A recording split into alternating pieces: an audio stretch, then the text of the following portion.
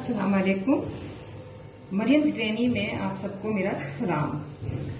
Cherry शरबत बनाने के लिए हमें चाहिए 20 से 25 अदद तक चेरी। इन चेरियों को मैंने खूब अच्छी तरीके से धो के बीच में कट लगा के इनमें से सीड्स निकाल ली हैं। हमें चाहिए आधे से भी cum table spoon black salt और हमें चाहिए 3 चमची शुगर, आइस क्यूब और चिल वाटर। तो आइए मैं आपको बताती हूँ कि ये शरबत किस तरीके से बनेगा। अब हम शुरू करते हैं इसको बनाना।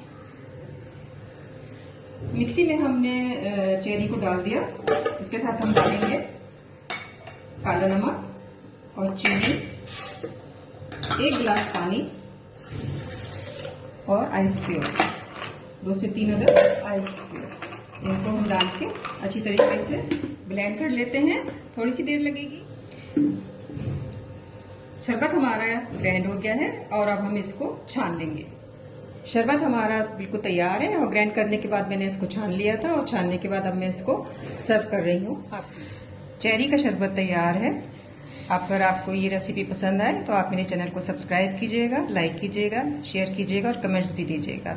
और साथ में लगे आइकॉन बटन को दबाना मत भूलिएगा ताकि मेरी नई रेसिपीज आपको मिलती रहें। जज़ाकल्लाह।